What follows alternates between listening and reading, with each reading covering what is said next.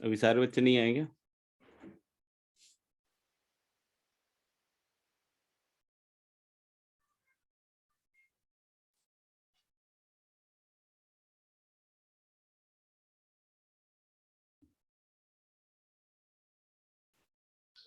आ गए हैं सर।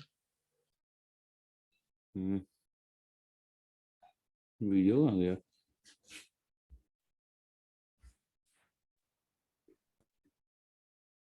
मुझे अच्छा,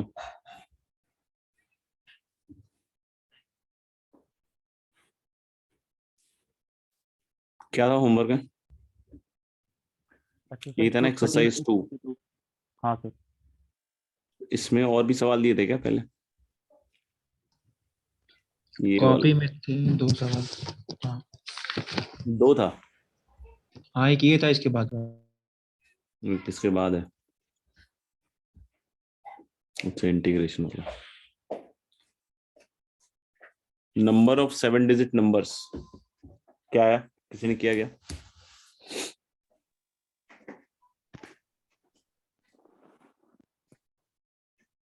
नहीं है?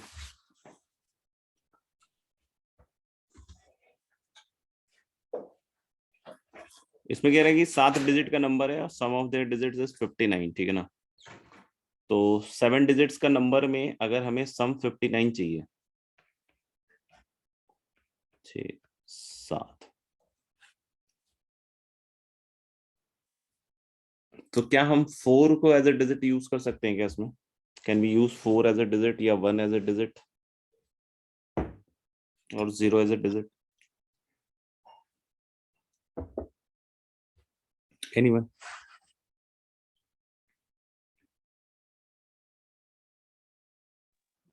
Yes sir. तो 4 एज अ डिजिट हम नहीं यूज कर पाएंगे, 3 नहीं यूज कर पाएंगे। सिंपल सा रीजन है, क्योंकि अगर माने एक डिजिट 4 यूज कर लिया, सपोज कर लो ये वाला, तो इसके बाद अगर हम 9 9 9 भी अगर यूज करते हैं हाँ, तो भी नहीं हो पाएगा। तो ये सम 58 होगा और सम 59 नहीं हो पाएगा। तो हम 43210 एज अ डिजिट नहीं यूज कर पाएंगे। 43210 हम एज अ डिजिट यूज नहीं कर पाएंगे। तो यानी कि हम जो डिजिट यूज कर सकते हैं दैट इज 5 और अबव इट, ठीक है ना? तो एक केस हम सोच सकते हैं कि 9 जो है 6 बार यूज करें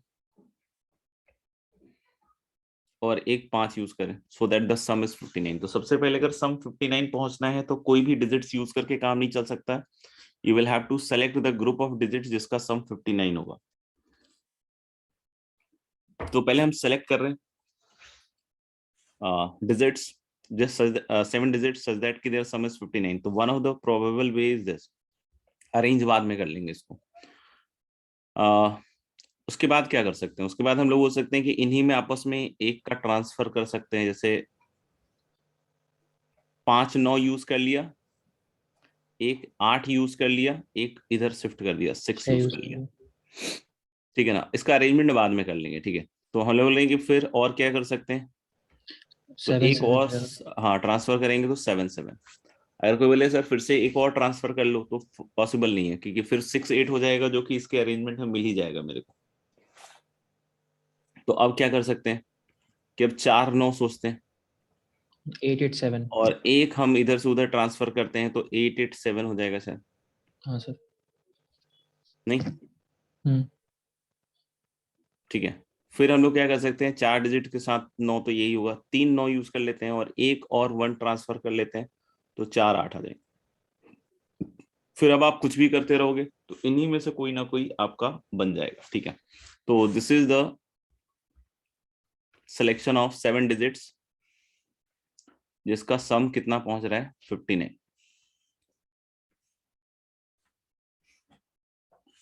अब हम लोग बोले कि इसका अरेंजमेंट लिखना पड़ेगा मेरे को।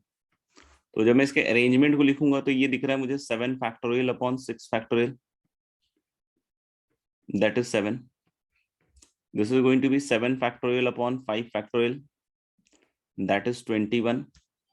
Then is 7 factorial upon 5 factorial 2 factorial, शायद ये शायद गड़बड़ हो गया क्या, ये 42 होगा। तो होगा। दिस इज 42 और ये शायद 21 होगा, फिर 7 फैक्टोरियल अपॉन 4 फैक्टोरियल 2 फैक्टोरियल शायद, तो मुझे लग रहा है कि ये शायद 105 हो जाएगा। फिर ये 7 फैक्टोरियल अपॉन 3 फैक्टोरियल 4 फैक्टोरियल, तो मेरे ख्याल से ये शायद 35 होगा। तो 140, 168, 170 और 40, 210। तो 210 ऐसे नंबर होंगे, ठीक है, जिसका सम ऑफ डिजिट्स क्या होगा 59, ठीक है ना। इसको करने का हमारे पास एक और अप्रोच था, उल्टा अप्रोच। उल्टा अप्रोच कैसे कर सकते हैं कि हम सब सोच लेते हैं कि सब पे 9 लिखा हुआ है, तो अगर सब पे 9 लिखा हुआ है तो दिस इज 63 टोटल सम। तो हम ऐसा सोच सकते हैं कि हमें टोटल ओवरऑल पूरे सिस्टम से 4 निकालना है, 4 आउट करना है। तो अगर मुझे 4 आउट करना है तो हो सकता है मैं एक ही डिजिट से 4 आउट कर दूं, या 2 डिजिट से 4 आउट कर दूं, या 3 डिजिट से, या फिर 4 डिजिट से, ठीक है ना।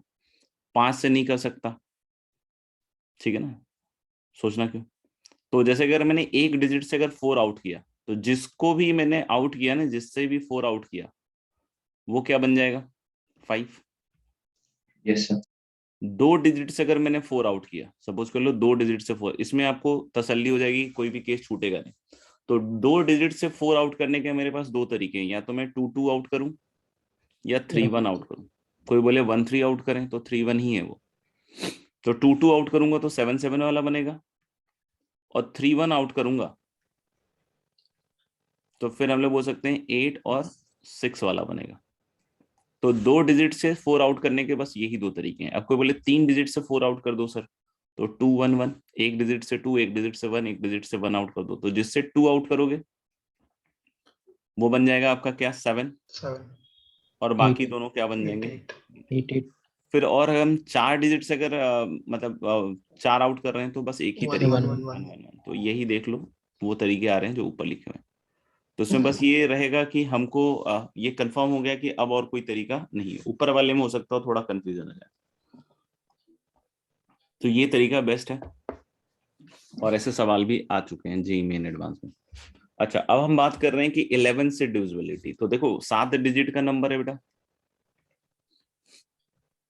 5 6 7, ठीक है ना।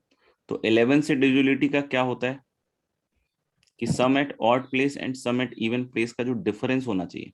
अगर सम एट ऑड प्लेस मैंने x माना और सम एट इवन प्लेस मैंने y माना, तो x और y का जो डिफरेंस होना चाहिए, 11 Multiple of 11. होना चाहिए, या 0 या multiple this of 11. Should be multiple of 11। 0 is also multiple of 11। x और y का जो डिफरेंस होना चाहिए वो क्या होना चाहिए, मल्टीपल ऑफ क्या होना चाहिए 11, ठीक है। तो अब मैं यहाँ पे इक्वेशन बनाता हूँ कि भाई x माइनस वाई क्या क्या पॉसिबिलिटी रखता है, या 0 रखेगा, या +-11 रखेगा। देख लीजिएगा, कुछ नहीं समझ में आया तो पूछ जरूर लीजिएगा। +-22 एंड सो ऑन, ऐसे चलता जाएगा, प्लस माइनस 33. सो ऑन चलता जाएगा, ठीक है ना। What is the value of x + y? 59. 59। तो ये हम लोग बोल रहे हैं कि सम तो हमें पता ही है सबका 59 है, तो x + y भी 59 होगा। अच्छा, इसका मतलब क्या मैं x - y 0 या 22 या -22 ये सब ले सकता हूँ? आंसर इज नो, क्योंकि जैसे ही आपने x - y 0 लिया या 22 लिया, तो जैसे ही आप इन दोनों को सम कीजिएगा, दोनों इक्वेशन को, तो 2x becomes odd, which is not possible, क्योंकि x is sum of digits at odd places, और sum of digits at odd places can not be fraction. तो यहां से आप देख सकते हैं कि जैसे ही ऐड करोगे इवन वाले केस में, तो 2x इज 59 आएगा, या कुछ और ऑड वैल्यू आएगी, तो x can not be odd. Clear है, ठीक है। तो यानी कि हम लोग बोल रहे हैं इवन वाले तो पहले चलता कर दे, कि इवन तो कोई पॉसिबिलिटी एग्जिस्ट नहीं करेगी। तो x - y = 11 और x + y = हम 59 लेके देखते हैं, या फिर x - y = -11 और x + y = 59 लेके देखते हैं। तो जब आप इसमें लीजिएगा तो 2x becomes 70, 70. x is 35. 35, y is 24. 24, और इस वाले केस में लीजिएगा तो x becomes 24 and y becomes 35। Check कर लो आप, सॉल्व कर, ठीक है। क्या ये पॉसिबिलिटी एग्जिस्ट करती है कि x 24 हो y 35 हो?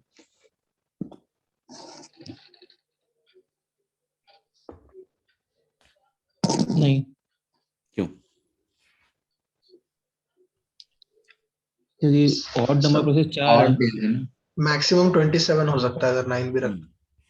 अगर हम y के बारे में बात करें तो ये 3 प्लेसेस का ही सम है, हाँ तो मैक्सिमम सम इसका 27 ही हो सकता है जब हम 999 रखेंगे। तो यहाँ y 35 चाहिए, जो कि पॉसिबल नहीं है। ये पॉसिबल है, यस, क्योंकि 4 डिजिट्स का सम 35 तो हो सकता है, ठीक है, और 3 डिजिट का सम 24 भी हो सकता है, दोनों में कोई ऑब्जेक्शन नहीं, ठीक है यहाँ तक। अब मेरा पॉइंट क्या है कि अगर मैं उसके अलावा कोई वैल्यू लूं, जैसे x माइनस वाई, अब मैंने सपोज कर लो 33 लिया और x प्लस वाई 59 लिया, तो आप देखोगे x जो है या 2x 92 आएगा और x आ जाएगा शायद 46। Is this possible? No sir. नहीं, मैक्सिमम x का सम 36 हो सकता है, और जब -33 लीजिएगा तो y 46 आ जाएगा, वो भी पॉसिबल नहीं। तो आप फील कर सकते हैं क्या कि 33 या ऑनवर्ड्स कोई भी केसेस एग्जिस्ट ही नहीं कर पाएंगे। हाँ सर। Yes, मतलब हमारे पास कुल मिला के बस यही केस है जिसमें हमारा 7 डिजिट का सम जो भी 59 वाला है वो डिविजिबल क्या हो जाए 11। तो यानी x 35 टिकाना है और y क्या हो 25 4। तो अगर मैंने x को 35 टिका दिया तो y तो अपने आप 24 हो जाएगा ना, क्योंकि ऑलरेडी सब सेलेक्टेड डिजिट्स हैं मेरे पास जिसका सम कितना है 59। तो मैं तो बस ये सोच रहा हूँ कि x को मैं 35 कर देता हूँ, y अपने आप क्या हो जाएगा 24। तो देखो x का मैक्सिमम सम 36 है और मुझे 35 चाहिए, तो यानी कि 3 9 और 1 8 होगा तभी x 35 हो सकता है। There is Yes. No other way. हाँ सर। तो 3 9 और 1 8 इस केस में मिलेगा क्या मेरे को? नहीं।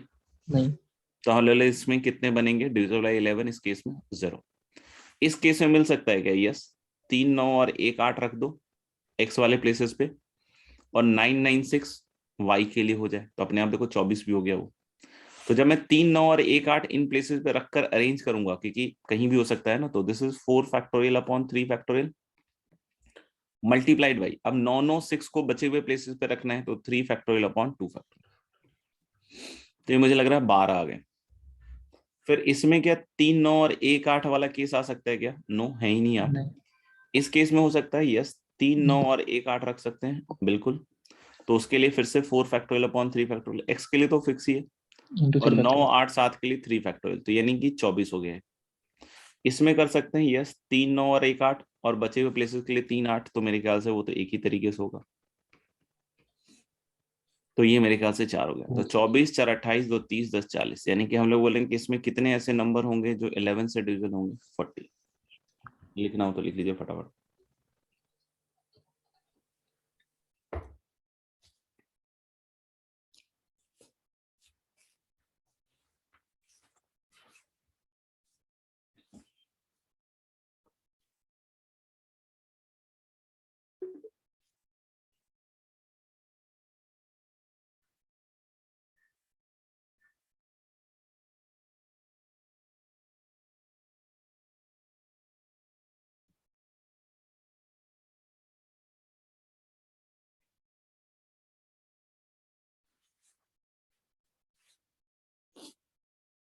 लिख लिया सबने?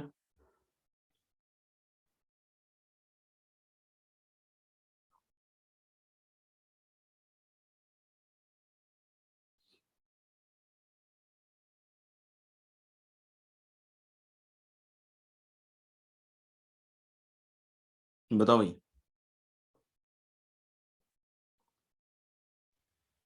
हो गया फिर। हो गया।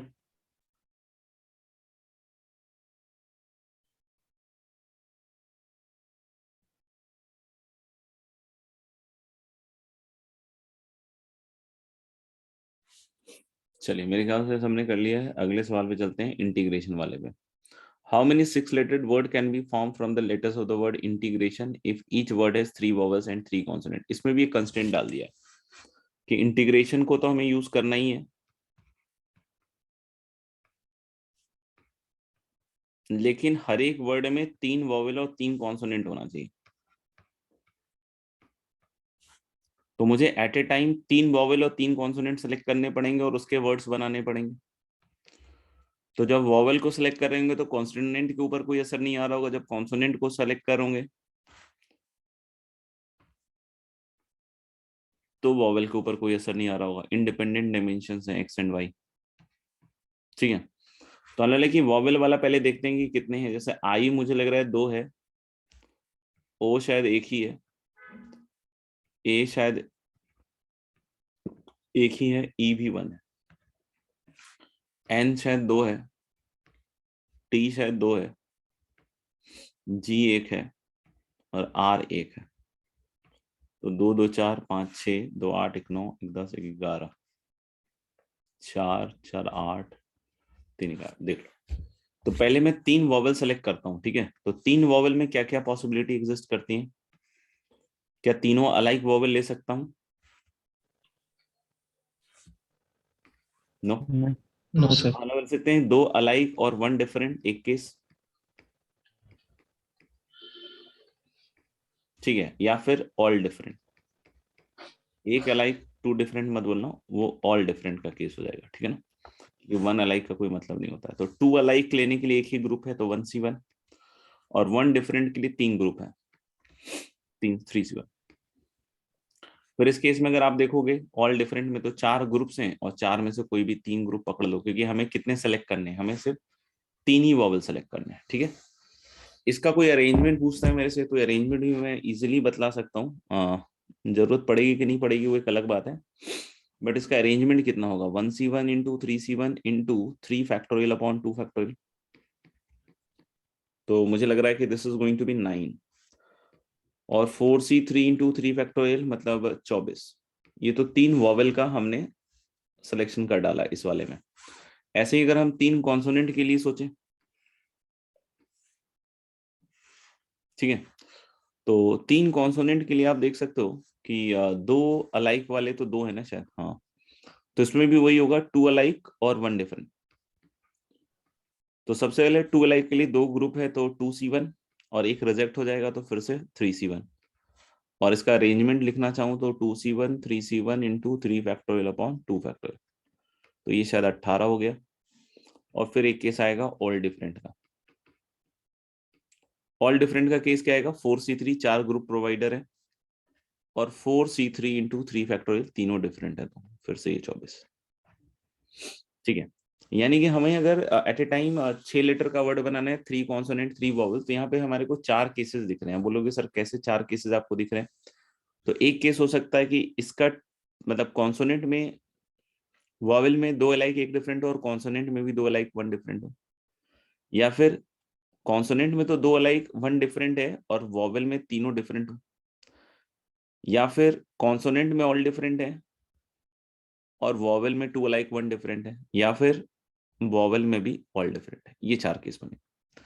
तो अगर हम एक एक करके चलें, जैसे कि हम 6 लेटर का वर्ड बना रहे हैं, 2 अलाइक 1 डिफरेंट, 2 अलाइक 1 डिफरेंट दोनों का, तो कैसे आएगा? सिलेक्शन का तो तरीका क्लियर है, 1C1 3C1 इसका, और इसका क्या है बेटा? 2C1 3C1। और अब 6 को अरेंज कर रहे हैं, तो 6 फैक्टोरियल, और 2 अलाइक दोनों में है, तो 2 फैक्टोरियल 2 फैक्टोरियल। ये पार्ट क्लियर है। ये पार्ट कैसे हमने मल्टीप्लाई किया? क्योंकि 2 अलाइक 1 डिफरेंट वॉवेल लेने का ये तरीका हो गया, सॉरी कॉन्सोनेंट वॉवेल लेने का ये तरीका हो गया, और कॉन्सोनेंट लेने का ये तरीका है, और फिर 6 को अरेंज करने का तरीका, प्लस इसमें 2 अलाइक 1 डिफरेंट 1C1 3C1, और ऑल डिफरेंट कॉन्सोनेंट लिया 4C3।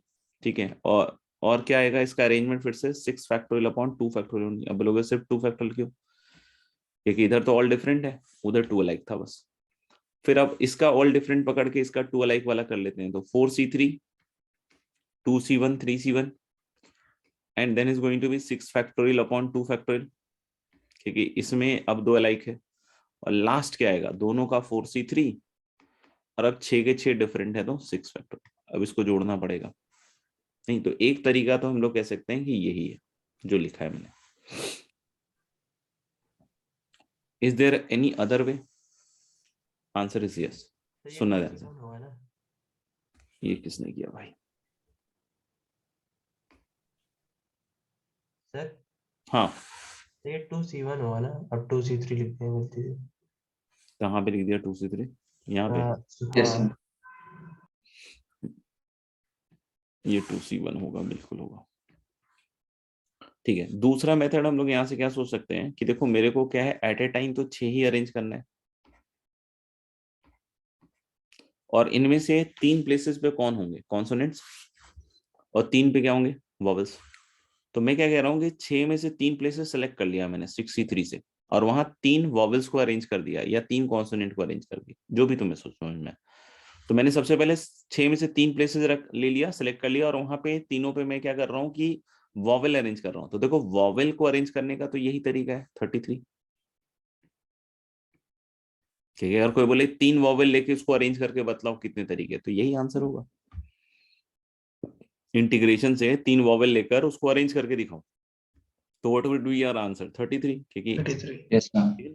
तो 6 में से 3 प्लेसेस ले लिया और वहां पे तीनों पे वॉवेल अरेंज कर दिया, कितनी तरीके से, 33। और बचे हुए 3 प्लेसेस पे फिर हम कॉन्सोनेंट अरेंज करेंगे उसके तरीके के 42। तो डायरेक्टली हम ये आंसर कर सकते हैं। किसी को लग रहा है सर दोनों सेम आएगा, तो आंसर निकाल के देख लो, सेम आएगा।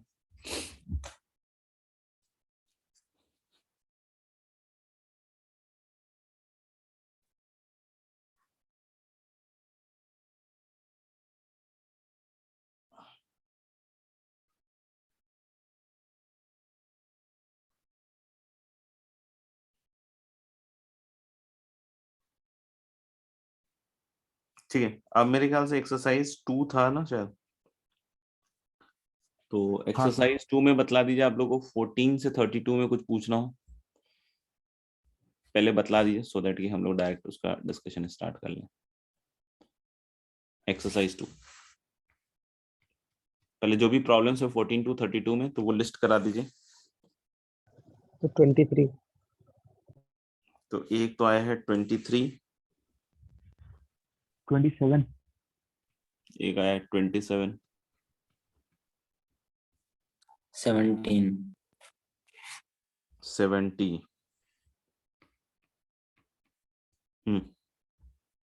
29 का थर्ड पार्ट। किसका? 29 का थर्ड। 29 का थर्ड पार्ट।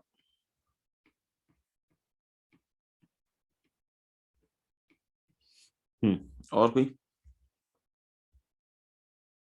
टिल 32 और कोई है तो बताएंगे जल्दी से।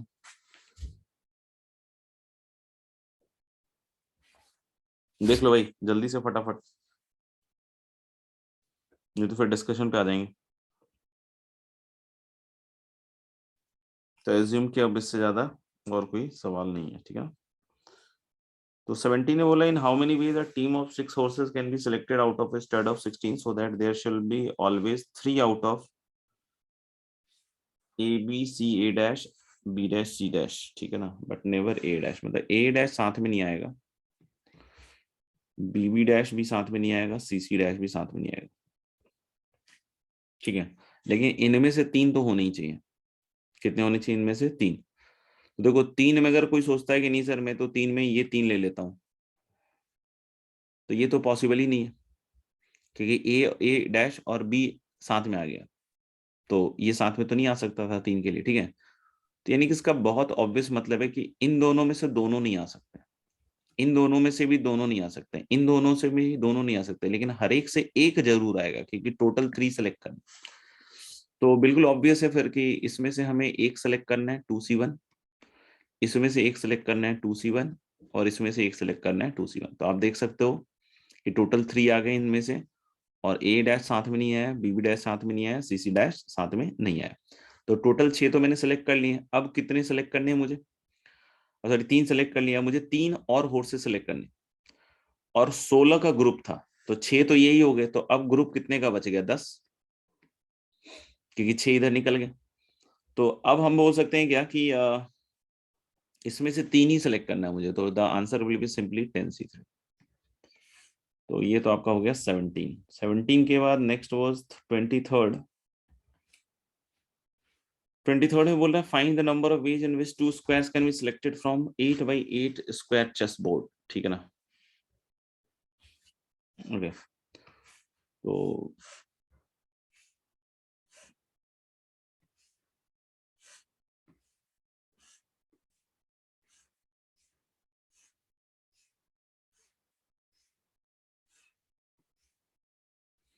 1 2 3 4 5 6 7 8 9, ठीक है ना।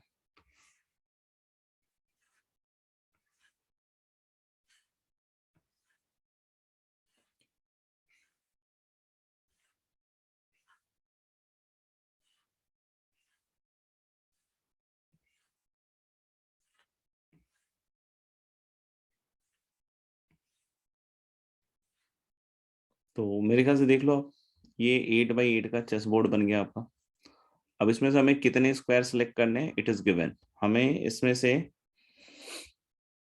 2 स्क्वायर बोर्ड सेलेक्ट करने हैं कि दोनों सेम रो या सेम कॉलम में ना आए। देखो पहला तो आप कोई भी सेलेक्ट कर लो, क्योंकि पहला सेलेक्ट करते वक्त कोई रेस्ट्रिक्शन है नहीं। देखो टोटल 64 होंगे, 1 2 3 4 5 6 7 8, और ऐसे ही हर एक रो में मेरे ख्याल से 8 है। वैसे देख सकते हो 1 2 3 4 5 6 7 8 रोज हैं, और हर एक रो में ये 8 8 है, तो टोटल 64 है। तो 64 में से कोई भी एक आप स्क्वायर सेलेक्ट कर लो 1x1 का। लेकिन जैसे ही एक सेलेक्ट करोगे ना, जैसे मान लो कि तुमने क्या किया कि सर ये वाला सेलेक्ट कर लिया मैंने, ये वाला, तो अब इसके रो और इसके कॉलम का कोई आएगा नहीं, और ये हर एक में होगा। तो जैसे इसमें नहीं आएगा तो मैं क्या कर रहा हूँ कि मैं इसका रो और इसका कॉलम हटा देता हूँ, तो टोटल कितने बच जाएंगे अब 1x1 के स्क्वायर 49 सेलेक्ट होने के लिए? 49 49 देख लो एक बार, क्योंकि ये 8 गए और इधर 7 गए। बोलोगे इधर 7 क्यों गए, क्योंकि ये वाला ऑलरेडी काउंट हो चुका है। तो 15 गए ना 64 में, तो कितना हो गया 49। अब उसमें 49 में से एक सेलेक्ट कर लो। मान लो 49 में से तुमने एक सेलेक्ट किया, ये सेलेक्ट हुआ, यानी अल्टीमेटली योर सिलेक्शन है दिस स्क्वायर 1x1 का और दिस स्क्वायर 1x1 का, ठीक है।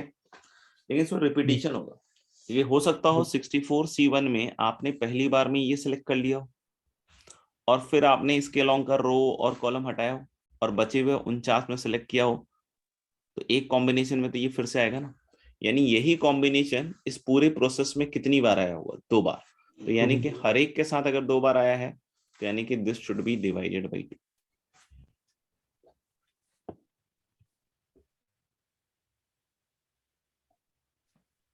ठीक है सबके लिए? Yes sir. अब बोल रहे 27 एंड 29 का थर्ड पार्ट। तो 27 का 7 आंसर आ रहा है, पीछे 8 दिया है, मतलब मेरा 7 आ रहा है। 27 में बोला है कि डिफाइन अ गुड वर्ड। अच्छी बात है, हमें गुड वर्ड हमेशा डिफाइन करते रहना चाहिए, और that should consist of only ABC। Condition दिया हुआ है एन लेटर का गुड वर्ड बनाना है। अब ऐसे मार्क करते रहे तो क्लास निकल जाएगी, तो एक nth मार्क कर दिया। पहले प्लेस में या तो A आएगा, या तो B, या तो C, यानी कि 3 वेज। नहीं, दूसरे में कितनी तरीके से आएगा? 2। तो क्यों? क्योंकि साफ साफ बोल रहा है A never immediately followed by B, B never immediately followed by C, C never immediately followed by E। मतलब आपने जो भी यहाँ पे रखा, तो एक कोई गायब हो जाएगा। तो यानी यहाँ पे 2 रह सकता है, या तो वो खुद आएगा लेटर, जैसे मान लो तुमने A रखा फॉर एग्जाम्पल यहाँ, तो यहाँ पे कौन आएगा, या तो A या फिर एक और कोई, अकॉर्डिंग टू द रेस्ट्रिक्शन। अब पढ़ना पड़ेगा। A is never immediately followed by B, B is never immediately followed by C, and C is never immediately followed by E। मतलब C इमीडिएटली A से फॉलो नहीं हो रहा होगा, मतलब यहाँ पे C नहीं आ सकता। यानी यहाँ पे क्या आएगा, या तो B या या फिर तो A। फिर अगला वाला कितनी तरीके से होगा, वो भी दो। तो कि मान लो आपने यहाँ B रख दिया, तो फिर B के हिसाब से एक रेस्ट्रिक्शन खत्म हो जाएगा, तो B हट जाएगा। समझ रहे हो? तो यानी कि अब जितने भी होंगे सब 2 वेज ही चलेंगे। यानी कि this is simply 3 into 2 raised to the power n-1 equal to 380। अब इससे जो भी आंसर आएगा उसको हम लोग करेक्ट आंसर कहेंगे। तो 3 कहीं 3, 3 दूनी 6, 3 अठे 24, तो n-1 is 7, तो n will be 8। तो जो दिया है सही दिया। आपने 2 की पावर n लिख लिया होगा, तो हो सकता है उसकी वजह से। हाँ सर।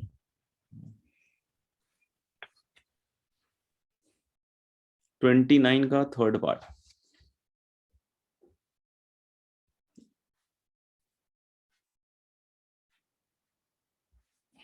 बोला कि each of the 3 committees has 1 vacancy, मतलब 3 कमिटीज हैं शायद, और सब में एक एक वैकेंसी है।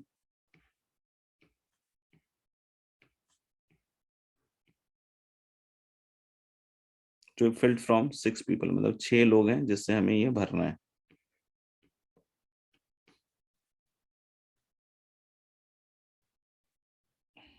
हर एक आदमी ज्यादा ज्यादा दो कमिटी सर्व कर सकता है, मतलब या तो 0 या 1 या फिर 2।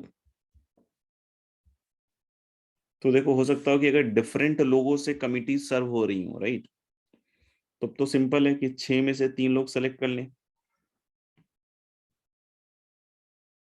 और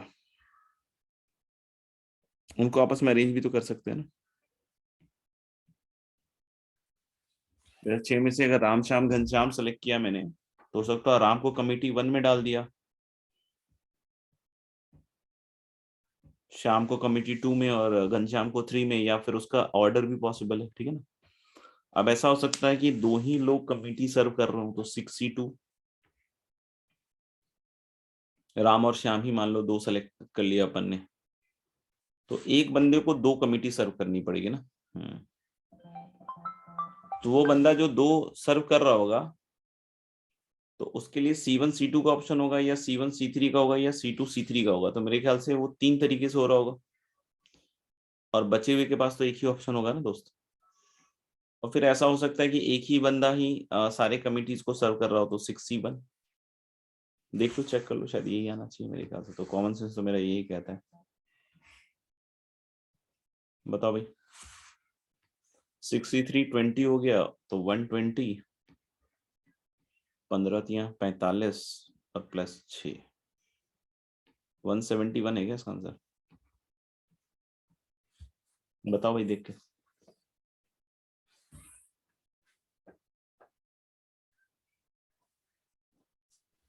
नो सर 210 दे रहे हैं। 210।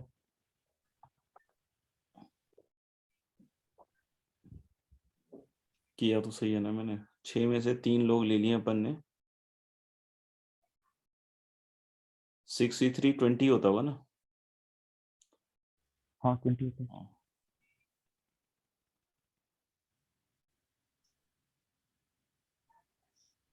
सही सोच रहा हूँ ना मैं कि तीनों में अलग अलग लोग हों, एक तो केस हो सकता है। तो 6 में से 3 लोग ले लिए मैंने, और सबको एक एक बांटना है, तो 3 फैक्टर, ये तो ठीक ही लग रहा है।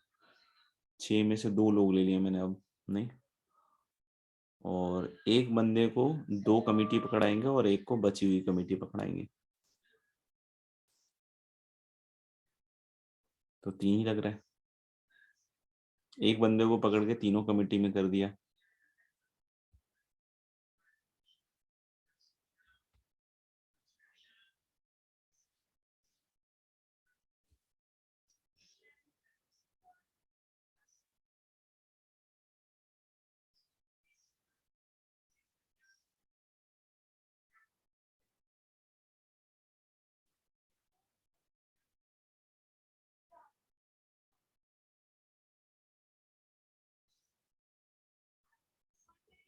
Number of ways the 3 vacancies can be filled.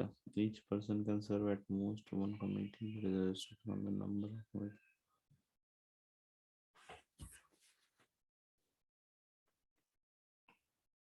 तो इसमें क्या गड़बड़ है?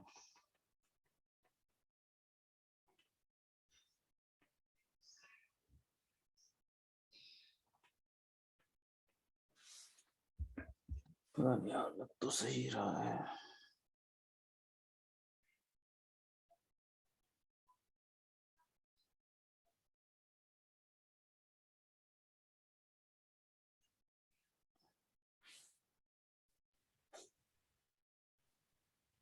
इसमें कुछ गड़बड़ कर रहे हैं क्या अपन? सर 6C1 किस लिए लिखा? अच्छा, यही गड़बड़ है ना, 6C1। हाँ अपन ने 3 कमिटी सर्व करा दी ना इसमें। यस सर वही। नहीं तो अब मैं एक्चुअली क्या है, हाँ कुछ गड़बड़ कर दिया मैंने, फिर तो इसका मतलब हुआ सोचने में कुछ गड़बड़ है ना। कि एक तो हो सकता है कि एक बंदा 2 कमिटी में हो और एक कमिटी कोई और ले रहा हो, ऐसे ही होगा ना। हाँ और यह हो तो सकता दूसरे है वाले कि में इंटू Yes. 2 होगा, क्योंकि हाँ पहला बंदा दूसरे वाले में इंटू 2 होगा, क्योंकि पहला बंदा भी 2 कमिटी सर्व कर सकता है, दूसरा बंदा भी 2 कमिटी सर्व कर सकता है। इसी का 2 से मल्टीप्लीकेशन होगा। हाँ अब ठीक है, ठीक है, अगर हमने 2 लिया ना ए बी, तो हो सकता है एक बार होगा कि ए 2 कमेटी सर्व कर रहा हो और बी 1 कर रहा हो, और फिर हाँ ऐसा हो सकता है बी ने 2 कमेटी सर्व किया, उसने 1 किया। तो अब मेरे ख्याल से ये ठीक आ जाना चाहिए। हाँ सर, दूसरे Yes. केस में। तो ये मेरे ख्याल से 45 × 2 हो जाएगा, तो ये अपने आप 90 हो जाएगा। तो नाउ दिस इज करेक्ट।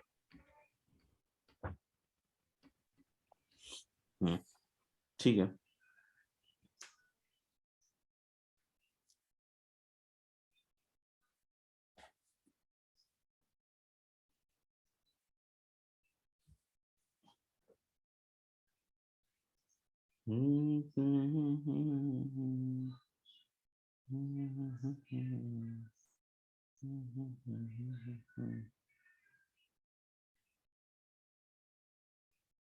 या फिर टोटल में से घटा के भी कर सकते हैं ना। जैसे हमने बोला कि पहले वाले के लिए फ्री तरीका क्या होगा। पहले वाले के लिए फ्री तरीका हो सकता है कि हमने कोई भी एक यहाँ बिठा दिया, तो 6 तरीका होगा ना पहले वाले के लिए। दूसरे वाले के लिए कितना होगा? दूसरे वाले के लिए भी 6 ही होगा क्या? क्योंकि हम लोग बोल रहे हैं कि अभी हम रेस्ट्रिक्शन नहीं लगाते हैं, मान लो। सोचो,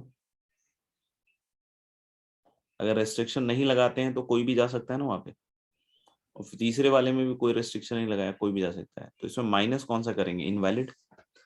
इनवैलिड में कौन सा होगा? जिसमें एक ही बंदा जो है 3 कमेटी में जा रहा हो, हाँ सर। तो 6 ही केस होंगे ना। 6। तो इससे भी आ जाएगा। Yes, sir. यस तो सर। टोटल में से घटा के भी निकाल सकते हैं। ठीक है, चलो मेरे ख्याल से ये तो हो गया अपना। और तो कोई शायद डाउट था नहीं, तो आगे बढ़ेंगे अब।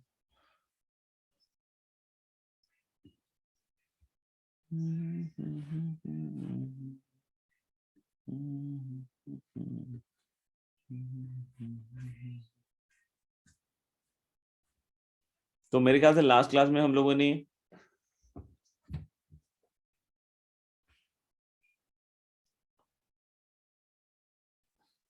मेरा सर्कुलर परम्यूटेशन करेंगे अब।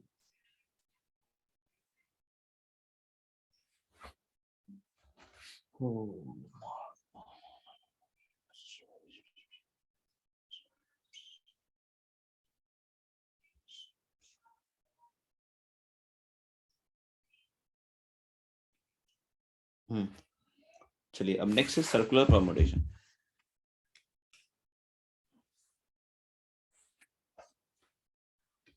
अभी तक हम लोग जो कर रहे थे ना, that was linear arrangement, right. अब हम लोग किसके बारे में बात करेंगे? Now we are going to talk about circular. Circular मतलब हम सर्कल में अरेंज कर रहे होंगे चीजों को। पहले तो ये फील करो कि ये डिफरेंट है कि नहीं है, और क्या डिफरेंस है। Just think about these two things.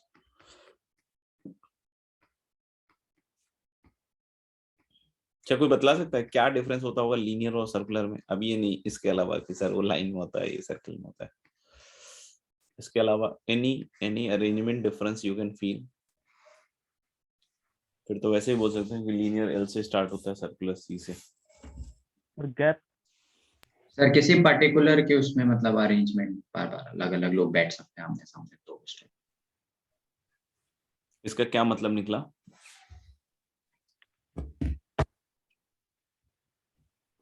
किसी पर्टिकुलर में, तो उसका क्या मतलब निकलेगा?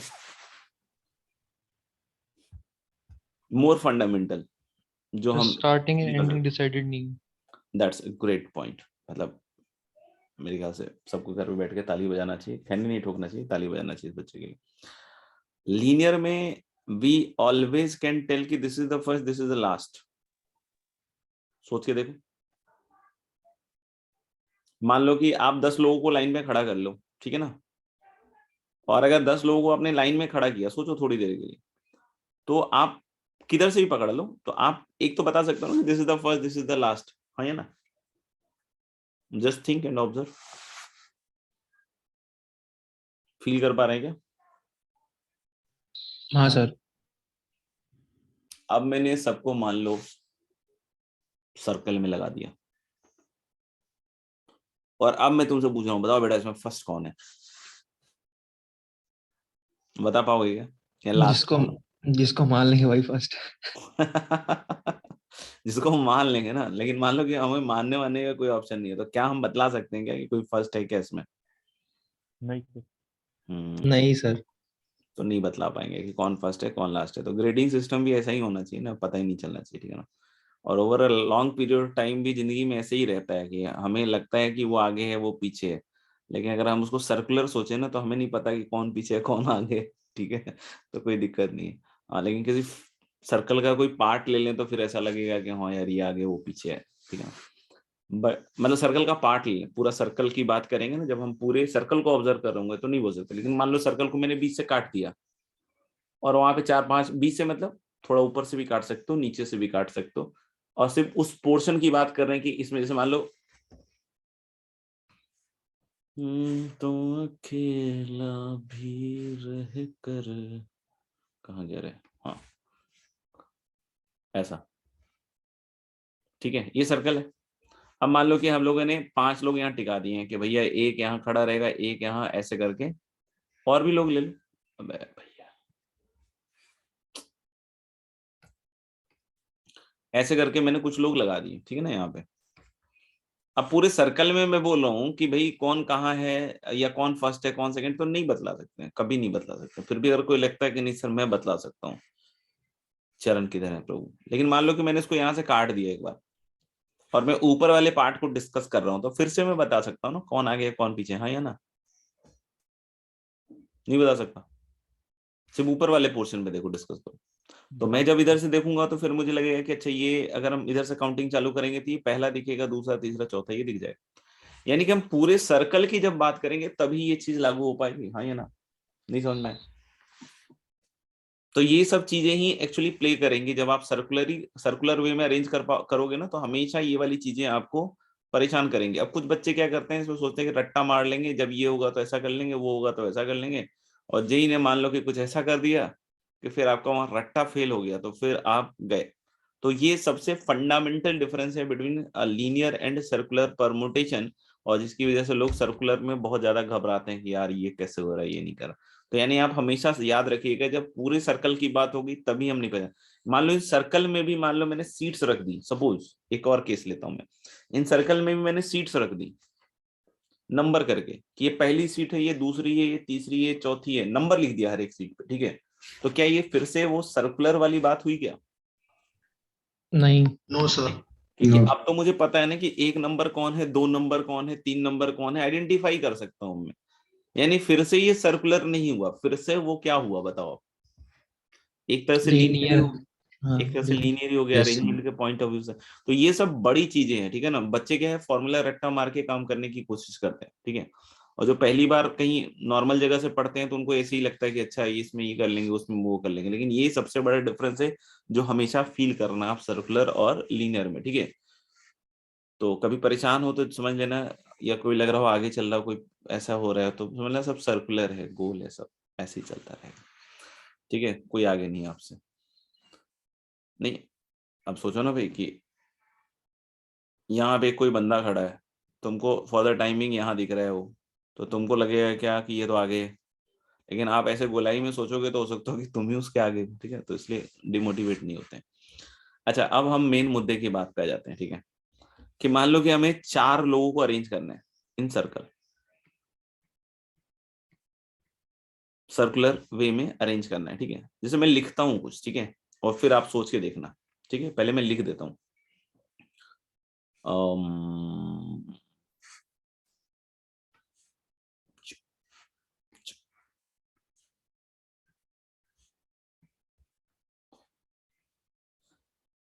ए, बी, सी, डी, ठीक है। फिर ऐसे कुछ और भी लिख रहा हूँ, हैंड राइटिंग में मत जाना, जो कंटेंट है उसको देखेंगे।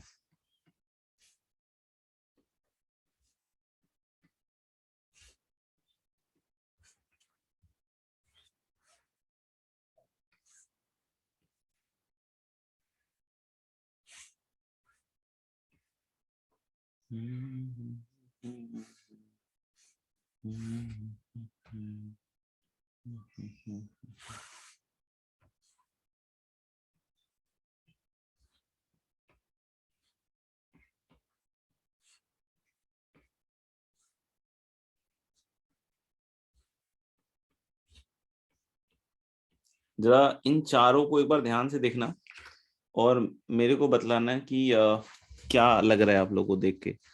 Are you able to find any kind of thing, मतलब कुछ बतला सकते हो क्या कि ये जो मैंने किया है इसमें क्या है क्या नहीं है?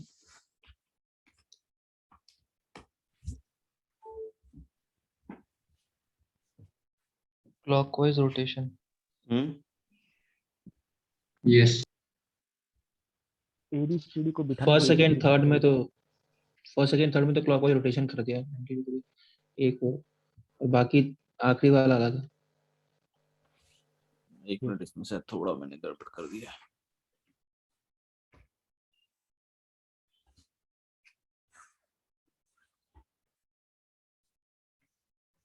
सोच के बताएंगे। सर ए बी के लास्ट जगह सर मैंने कुछ गड़बड़ कर दिया है यार, मुझे थोड़ा हाँ। क्लियर नहीं हो रहा है ये, सर शायद जो घर ले जाएंगे। हाँ हाँ ठीक है ठीक है, देखते हैं।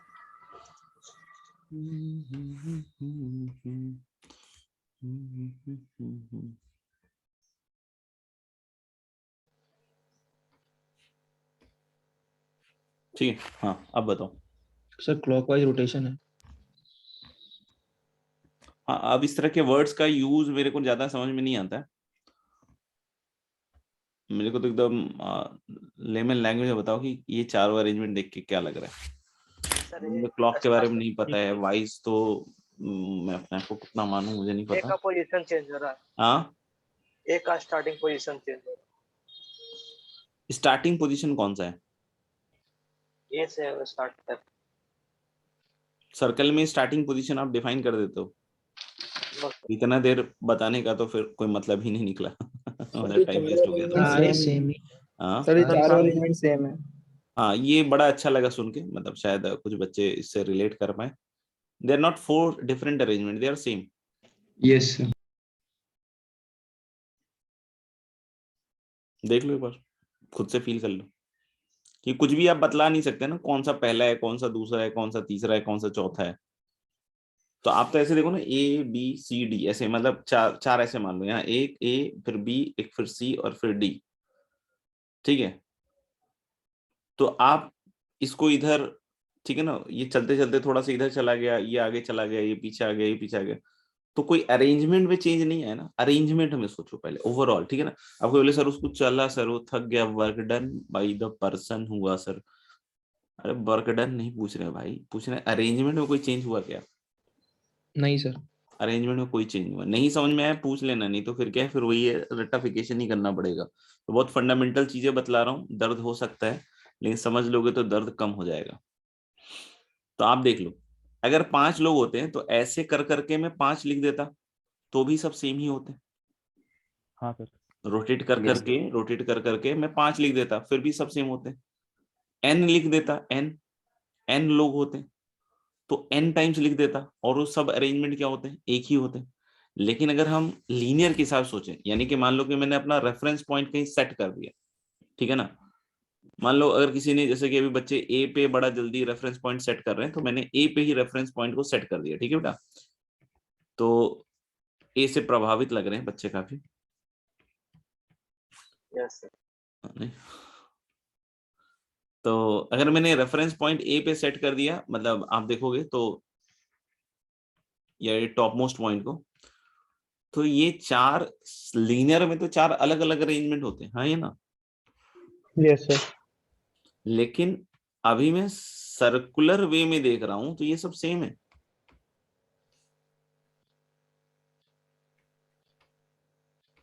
देख लेना, फिर से कुछ गलत हो गया हो तो बतला देना, बाकी आप समझ गए होंगे कि मेरे लिखने का इंटेंशन क्या है ना। ठीक है, यानी मैं ऐसा बोल सकता हूं ना कि 4 linear arrangement corresponds to how many circular arrangement? Only one. 1 तो टोटल लीनियर अरेंजमेंट 4 का क्या होता है, 4 फैक्टोरियल। तो 4 factorial linear arrangement is going to be 1/4 of 4 factorial circular arrangement. ये किसी को नहीं समझ में आया तो पूछ सकते हो। यानी कि 4 लोगों का सर्कुलर अरेंजमेंट गुरु 3 फैक्टोरियल ही होगा। ठीक है, ऐसे अगर मैं इसको जनरलाइज करूं n पे, तो आप समझ पा रहे हो कि n लीनियर अरेंजमेंट, क्योंकि जब मैं n को घुमा घुमा के लिखूंगा तो n linear arrangement is going to correspond only one circular arrangement. तो n चीजों का linear arrangement n factorial होगा बेटा, तो इसका क्या होगा 1 by n into n factorial circular arrangement, and minus and 1 that's factor. why it is written as n minus 1 factorial.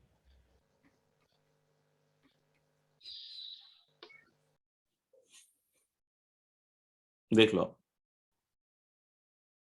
तो आप चाहो तो पहले इसको बना लो डायग्राम को, और बना लिया हो तो लाइन लिख लो. Hence the total number of ways. बना रहे हो तो बतला देना, नहीं तो फिर मैं लिख रहा हूँ, बोल रहा हूँ. सर अभी बना रहे हैं.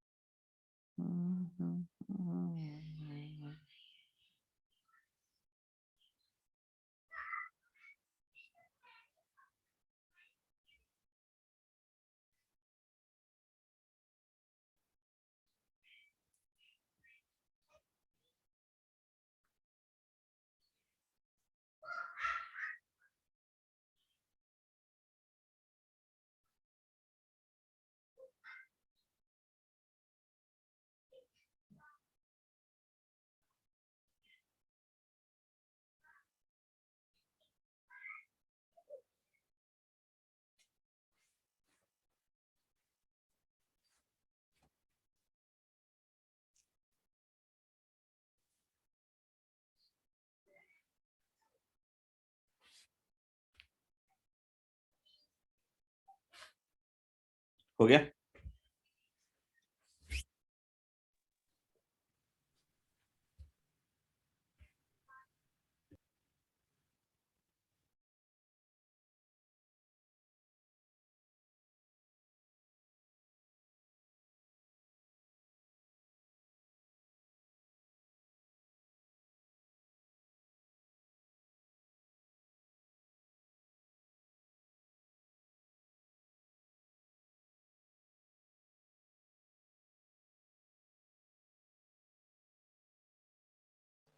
हाँ सर हो गया. हाँ, लिखना एक लाइन. Hence, एक second.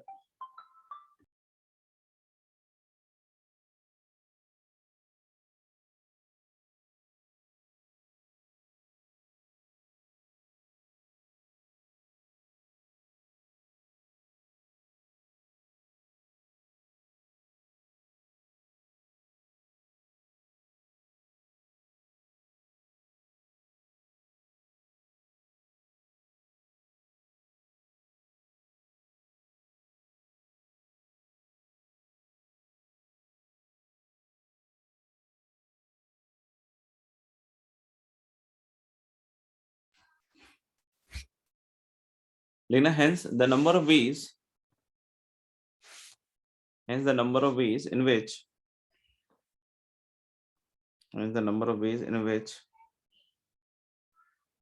n distinct objects, n persons, hence the number of ways in which n persons can be arranged in a circle, hence the number of ways in which n persons can be and can be arranged in a circle is n minus 1 factorial.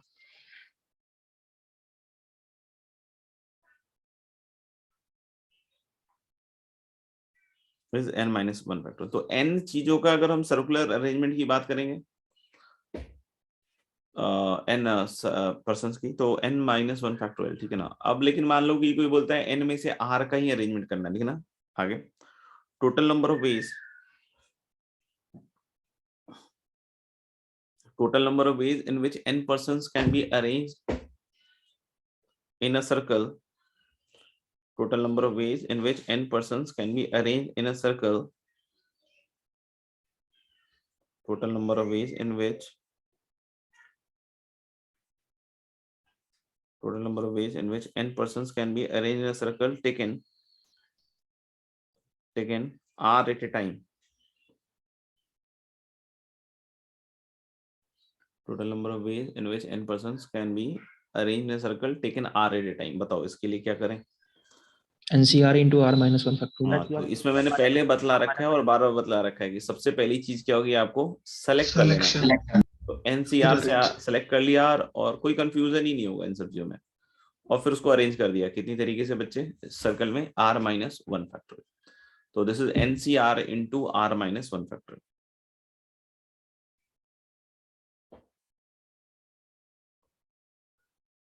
ठीक है, आगे बढ़े। Yes sir. अब देखो एक चीज क्या होती है ना कि अच्छा, जैसे इसमें हमने जब लोगों को अरेंज किया, पहले तो उसको फील करते हैं, ठीक है। तो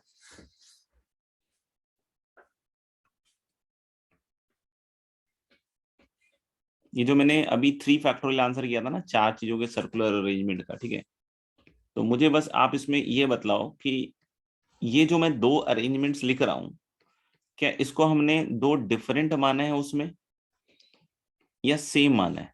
ये जो 3 फैक्टोरियल लिखा है ना, 4 चीजों का, 4 पर्सन्स का सर्कुलर अरेंजमेंट, कितना माना हमने? माना मतलब निकाला कितना, 3 फैक्टोरियल। तो I just want to ask कि ये दोनों उसमें डिफरेंट थे इस 3 फैक्टोरियल में या सेम थे? डिफरेंट थे। डिफरेंट थे 100%। ये किसी को लग रहा है सेम थे?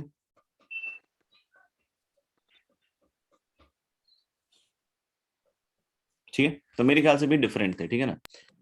हाँ, इसको हम लोग क्या कह सकते हैं कि ABCD का मतलब इसी का, ठीक है ना, जो अभी क्लॉकवाइज एंटी क्लॉकवाइज वाली बात हो रही थी ना, तो इसको हम लोग क्या बोल सकते हैं, क्लॉकवाइज। ठीक है, अकॉर्डिंग टू क्लॉक।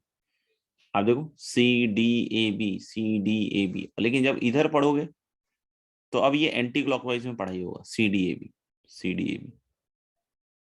तो ये दोनों हम डिफरेंट देख पा रहे हैं 3 फैक्टोरियल में। यानी मेरे ख्याल से इसका मतलब मैं यही लिखूं ना इंग्लिश में कि anti clockwise and clockwise arrangements we are taking as different. नहीं, हम यही तो बोले ना, anti clockwise and clockwise are different. कभी कभी ऐसा होगा, जैसे अभी तो डिफरेंट अपन देख पा रहे हैं, लेकिन कभी कभी ऐसा होगा कि you will not be able to distinguish between the two, कि आप एंटी क्लॉक और क्लॉक में डिस्टिंग्विश नहीं कर पाओगे। अब ये सुन के बड़ा अजीब सा लगता सर, ऐसे कैसे, हमको चैलेंज? नहीं भाई, आपको चैलेंज नहीं कर रहे हैं, आप समझिएगा कि मान लो एक नेकलेस है, ठीक है ना, मोतियों की माला है, ठीक है ना, मोतियों की, जिसमें एक मोती यहां लगाया मैंने लाल कलर का भभकता हुआ, एक मोती इधर लगा दिया, या चलो कलर चेंज करके लगाते हैं, एक इधर लगा दिया ब्लू, ठीक है, और मोती लाओ, एक येलो कलर का, और दिखाई नहीं दे रहा है, सॉरी चेंज करो, गुलाबी कर देते हैं, एक इधर गुलाबी कलर का मोती लगा, नहीं, और एक इधर हरा कलर का लगा दिया। मोती है सब, ठीक है ना, धक्का मुक्की मत करना है, मोती निकालना है, ठीक है। और एक इधर लगा रहा हूं मैं लाल, हरा,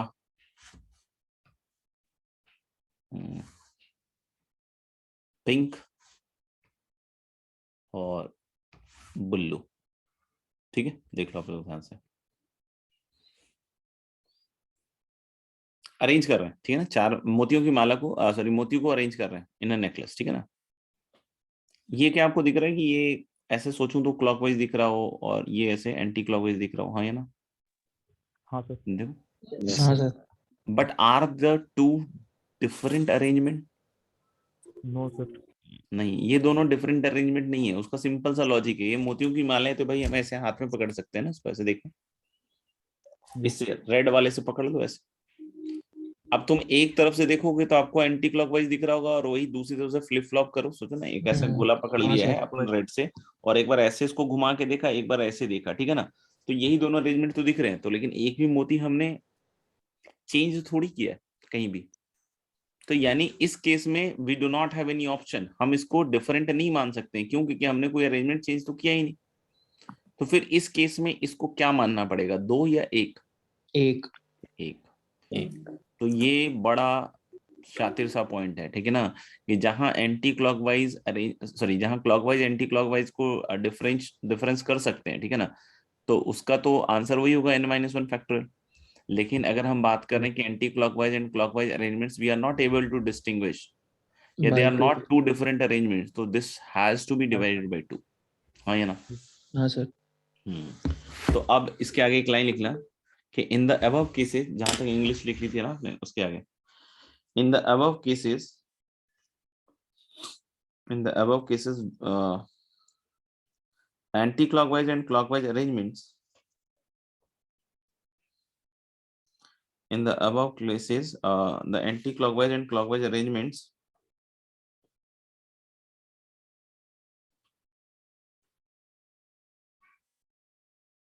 in the above cases the anti-clockwise and clockwise arrangements are two different arrangements.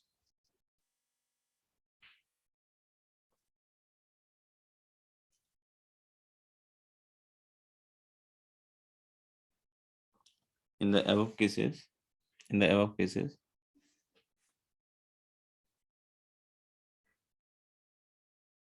in the above cases the anti-clockwise and clockwise arrangements are two different arrangements.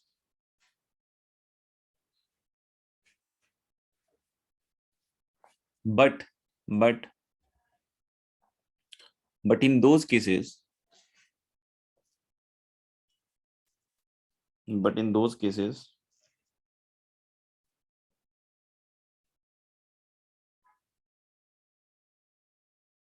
but in those cases where the anti-clockwise and clockwise arrangements, but in those cases where the anti-clockwise and clockwise arrangements cannot be distinguished, but in those cases where the anti-clockwise and clockwise arrangements cannot be distinguished, cannot be distinguished,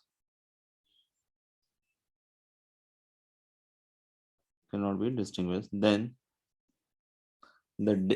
divide the above formulae by 2 factorial. Anti-clockwise and clockwise arrangements cannot be distinguished, then divide the above formula by 2 factorial.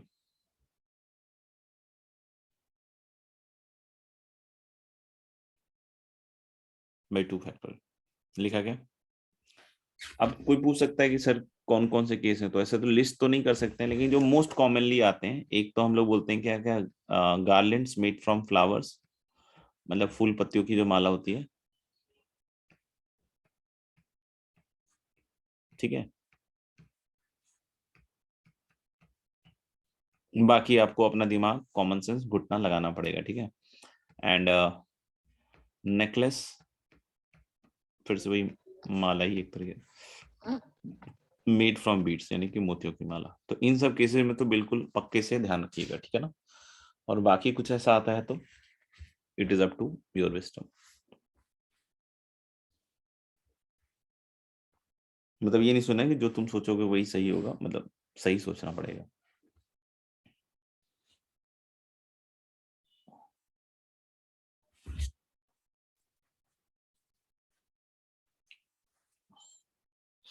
लिख लिया क्या सब बच्चों ने? हाँ sir. तो questions करेंगे अपने थोड़ा। देखिए पहला सवाल, find the number of veg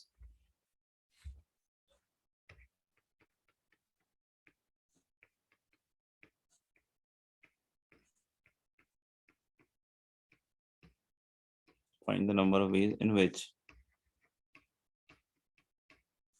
7 Americans and 7 British people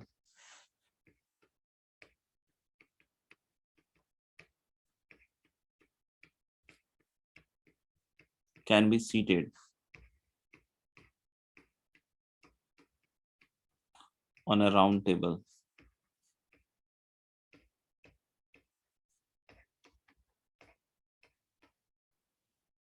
so that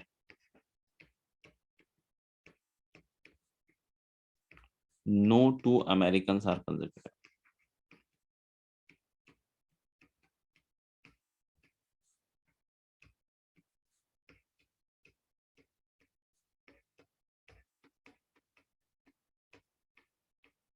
So that no two Americans are consecutive.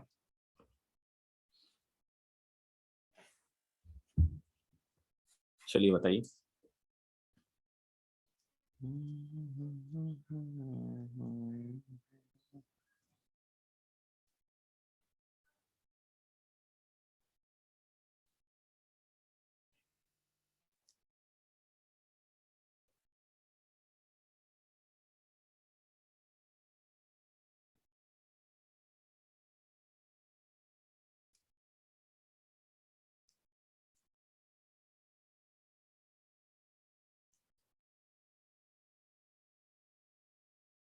Six factorial into 7 factorial.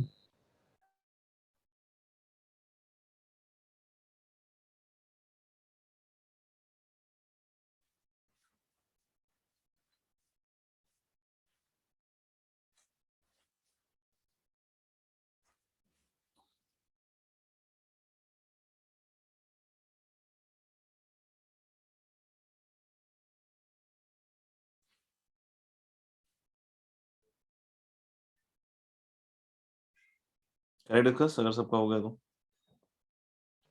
6 factorial into 7 factorial.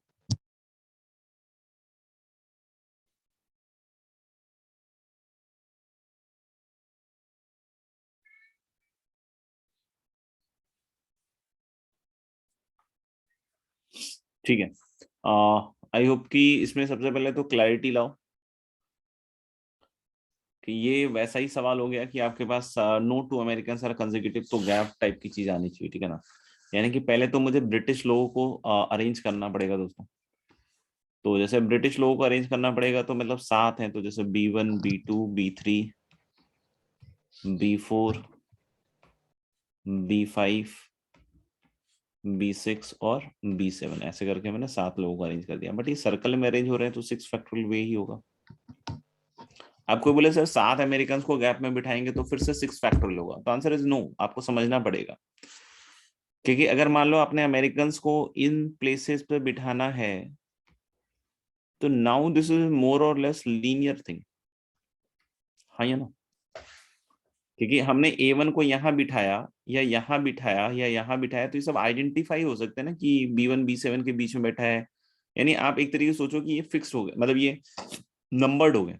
तो यानी कि हम लोग बोले कि 7 गैप्स आएंगे, तो 7 गैप में उन अमेरिकन को बिठाने के तरीके क्या रहेंगे, 7 फैक्टोरियल। नहीं समझ में आया तो पूछ सकते हो, ठीक है। चलिए फिर आगे बढ़ते हैं। Find the number of circular permutation, next question. Sir इसमें सर्कल में इसको अरेंज करेंगे ना, तो 6 factorial होना चाहिए। हाँ तो वही बताया ना कि 7 जो ब्रिटिश है उनके लिए तो 6 फैक्टोरियल हो गया। हाँ लेकिन जब आप अमेरिकन यहाँ बिठाइएगा ना, जैसे आपने बोला कि सर मैंने A1 को बिठाना है, तो A1 के लिए कितने तरीके हैं आप बताओ, आप खुद से बताओ। A1 को बिठाने के कौन से कितने तरीके हैं बताओ। 7 तरीके, A2 को 7 तरीके, A2 को भी 7 तरीके, नहीं A1 के 6 गोद में तरीके, बिठाओगे क्या? 6 नहीं नहीं 6 तरीके। अच्छा मुझे लगा A1 के गोद में ना बिठा दो। तो मतलब होता है ना कि सर कंसेक्यूटिव कैसे होगा, तो गोद में बैठा है ना तो अलाउड होना चाहिए। तो 6। अच्छा फिर A3 के लिए 5, 5। ऐसे करते जाओ थोड़ा सा। तो ये दिख रहा है क्या? हाँ सर। यस ये उसमें मजा आ रहा था, मैं पूछ रहा था आप जवाब दे पा रहे थे, तो खेल लेते थोड़ा और, ठीक है। नहीं नहीं ठीक है, ठीक है सर। ठीक है। चलिए तो अगले पे आते हैं। Find the number of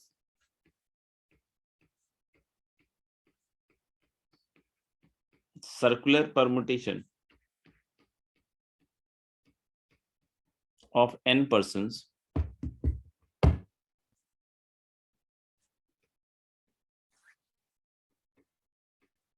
if two specified people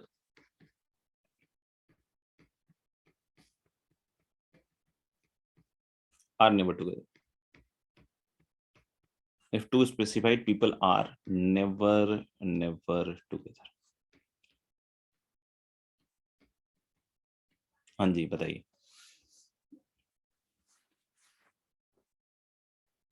यूं तो अकेला।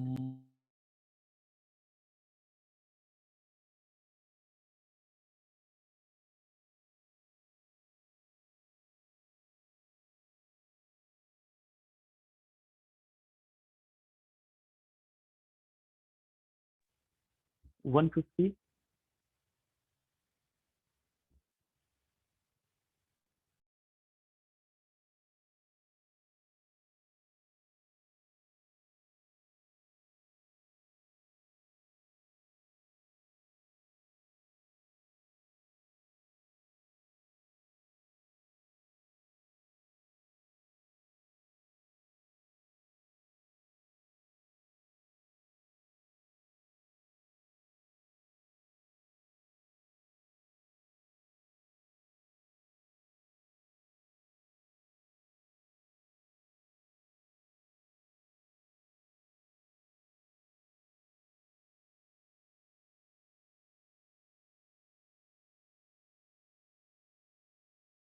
करें discuss.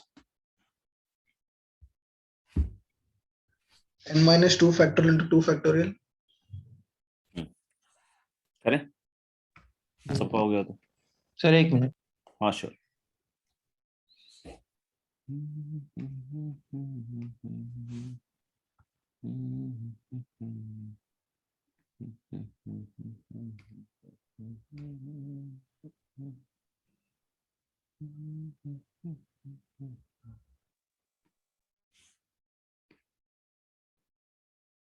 n minus 3 into n minus 2 factorial.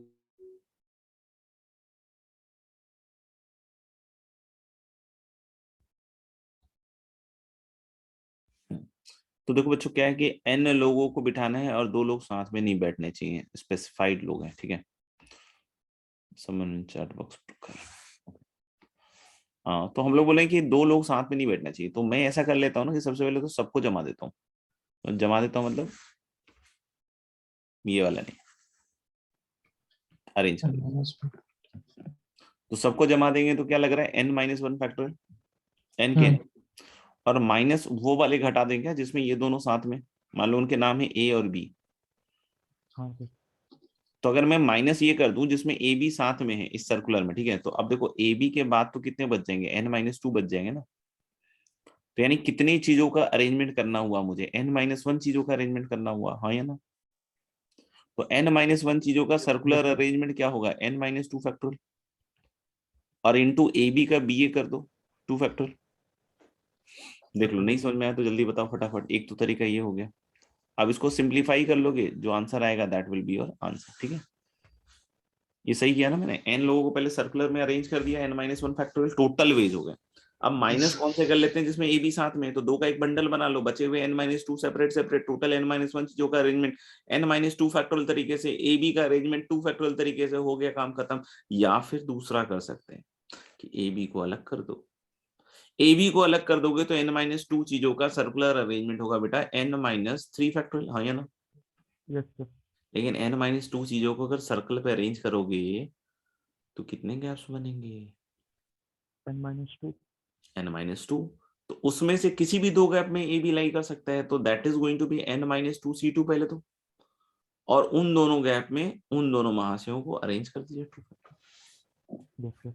Second method clear है कि सबसे पहले 2 हाँ सर। हटा के जितने n माइनस 2 है उनको सर्कल पे चिपका दिया, कितनी तरीके से, n माइनस 3 फैक्टोरियल। अब गैप बन गए n माइनस 2, उसमें से 2 गैप सेलेक्ट कर लिए, वहां पे ए बी को अरेंज कर दिया, 2 फैक्टोरियल से आ गया आंसर, ठीक है। अगले हाँ सवाल सर। पे, अगले सवाल पे चलते हैं। अगला सवाल है, find the number of ways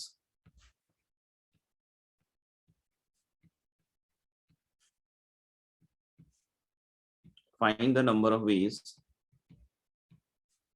in which 8 persons can be seated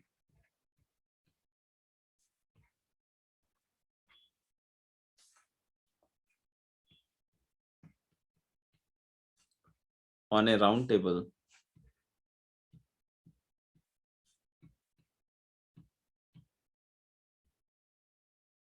so that all shall not have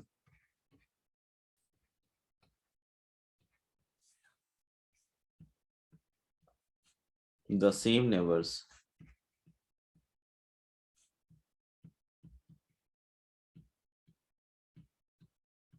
in any two arrangement.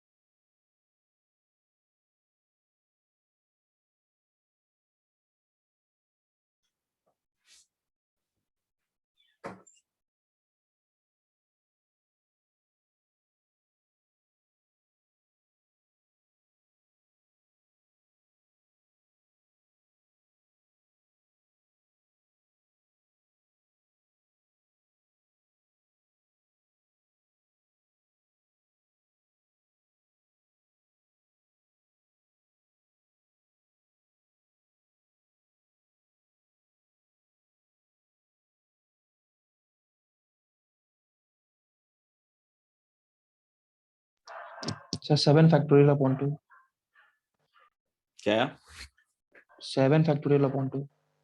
सबका?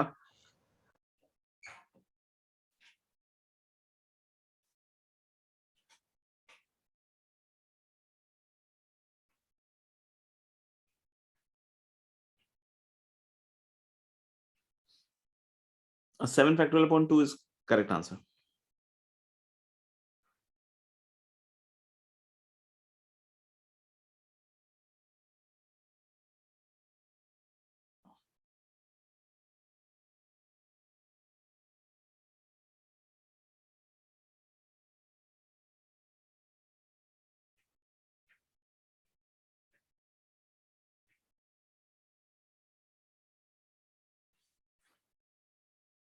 तो बहुत सिंपल है। पहले Yes, तो sir. मान लो कि 8 लोगों का जो अरेंजमेंट हो गया वो तो 7 फैक्टोरियल तो हो ही गया। अब ये अंग्रेजी में क्या लिख दिया कि all shall not have the same neighbours in any two arrangement. तो let us see the meaning of this अंग्रेजी। अगर आपने थोड़ा सा दिमाग लगाओगे तो ये अपने आप ये अंग्रेजी डिकोड हो जाएगा। अब बोलोगे सर कैसे? तो आंसर इज बहुत आसानी से, आसान है। जैसे देखिए, आपने मान लो कि 8 लोगों को ऐसे जमाया, मतलब अरेंज किया।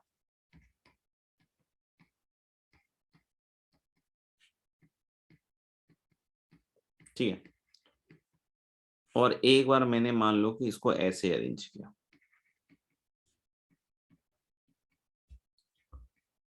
दोनों अरेंजमेंट्स को ध्यान से देखें।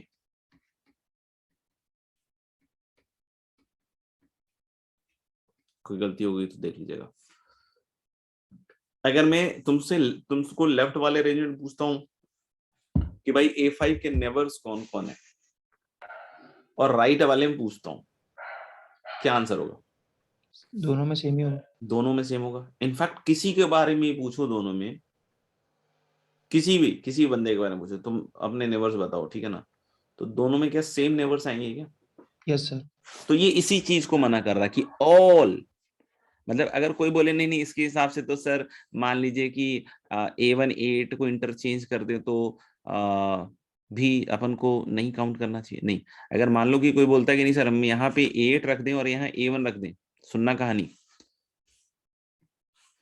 पहले सुन लेना कहानी। जैसे हमने बोला है इसको इधर ऐसे रख दिया, तो ये काउंट करना है कि नहीं करना? ये काउंट करना है। क्योंकि कोई बोले कि सर A5 का तो सेम ही हो गया ना, A4 और A6, और इसमें भी A4 A6, तो ये भी तो सर नहीं काउंट कर सकते फिर आप। नहीं, इसमें क्या बोल रहा? All shall not have the same neighbours in any two arrangement. इसमें अगर किसी एक का भी चेंज हो गया तो डिफरेंट काउंट करेंगे। अगर सबके सबका सेम है नेबर, तो फिर हम उसको क्या काउंट करेंगे बेटा? सेम काउंट करेंगे। अब यहाँ पे मेरा अब फिर से वही सवाल आ रहा है कि क्या इसमें मैं सबके लिए ये बात कह सकता हूँ कि सबके नेबर सेम है, अभी जो मैंने लिखा था? हाँ सर। हाँ, तो यानी कि इसको दो काउंट नहीं कर सकते हो, क्योंकि all shall not have the same numbers. यानी कि ये तो वही कहना चाह रहा है ना, क्या कहना चाह रहा है कि anti clockwise clockwise arrangements can not be distinguished, type का चीज। ठीक है जी, Yes, नहीं sir. समझ में आया तो फिर से पूछ सकते हो। न है तो अगला सवाल पे चलते हैं। आउट ऑफ 10 फ्लावर्स,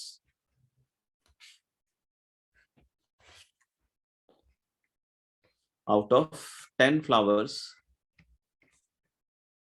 कुछ बच्चों को परमुटेशन कॉम्बिनेशन में थोड़ी प्रॉब्लम आ रही है, शायद कुछ 11th के बच्चे हैं जिनको, तो थोड़ा फाइट मारना पड़ेगा बेटा, क्योंकि केसेस वगैरह अच्छे समझने पड़ेंगे, और जो गलतियां कर रहे हो आप उसको अच्छी तरीके से इवैल्यूएट करो कि गलती क्यों है, क्या केस छूटा है, और उसको लिखो, तभी जाके वो क्लैरिटी के साथ आएगा कि भाई क्या चीज सही है क्या चीज गलत है, और नहीं तो उसको छोड़ोगे तो फिर छूट ही जाएगा और फिर आगे भी प्रॉब्लम रहेगी उसको लेकर।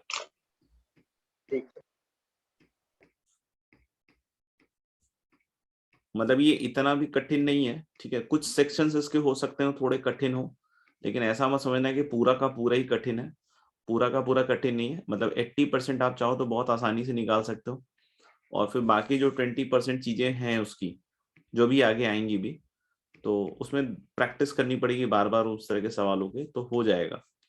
और बहुत इंपॉर्टेंट होता है आगे चल के भी, जब आप नौकरी वोकरी मांगने जाओगे तो वहां पे भी इस तरह की चीजें यूज में आ जाती हैं बहुत बार, तो आप बहुत जल्दी सोच पाओगे कंपैरेटिव टू अदर्स, नहीं तो फिर आप केस ही बनाते रहोगे और अल्टीमेटली क्या होता है, बच्चा केस बन जाता है। तो ये है सवाल आपका, out of 10 flowers of different colours how many different garlands can be made if each garland consist of 6 flowers of different colour.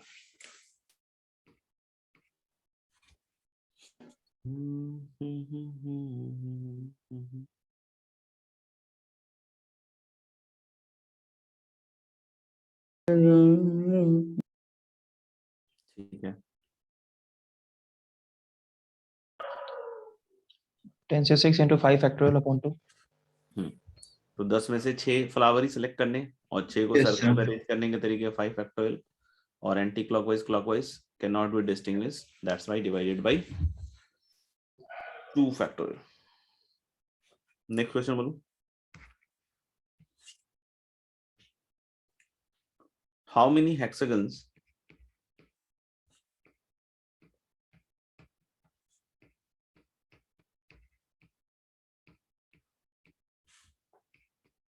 can be constructed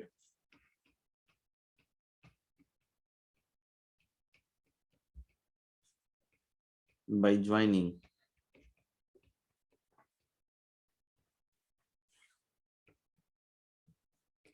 the vertices of a quindecagon.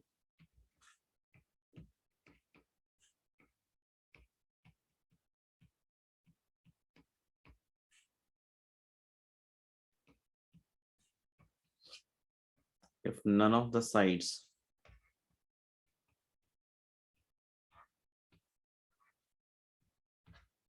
of hexagon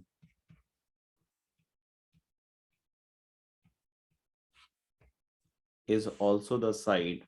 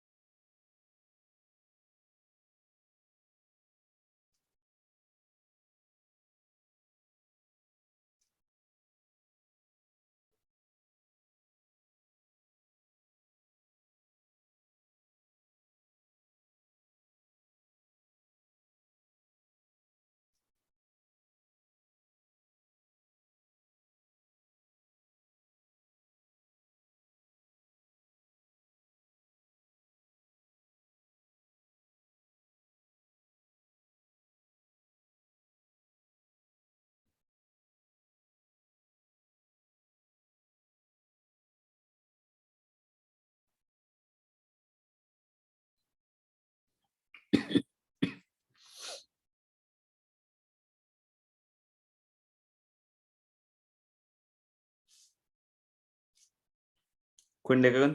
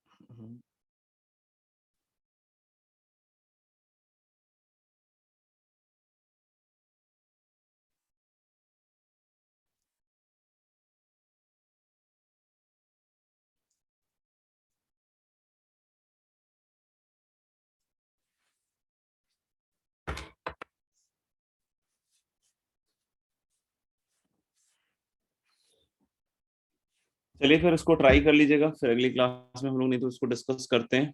और homework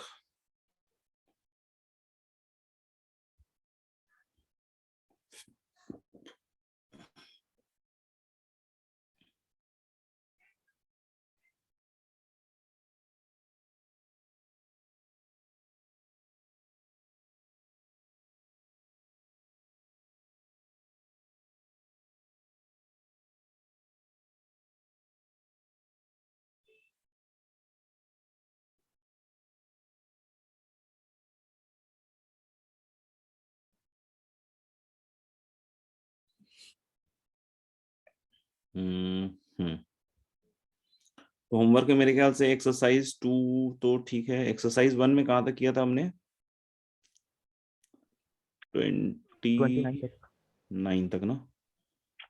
okay, तो now it is going to be from question number 30 exercise 1 में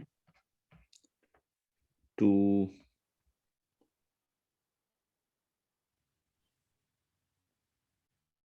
35 ही रखते हैं अभी तो, ठीक है। और एक्सरसाइज 2 तो ठीक है, 4 में जाएगा। एक्सरसाइज 4 में question number 1 to 5 and then 7 to 13।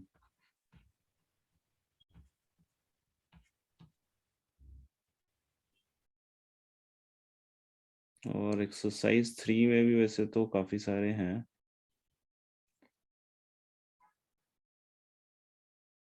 तो एक्सरसाइज 3 में भी कुछ दे देता हूँ यार, ठीक है ना? इसमें सेलेक्ट करना पड़ेगा लेकिन मुझे।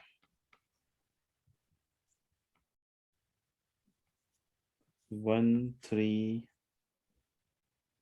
6 7 9 10 11 12 13 14 15, ठीक है। तो चलिए मिलते हैं फिर अगली क्लास में। Thank you sir. Thank you sir. ध्यान रखिए अपना अपना सब। Yes bye sir. Bye bye.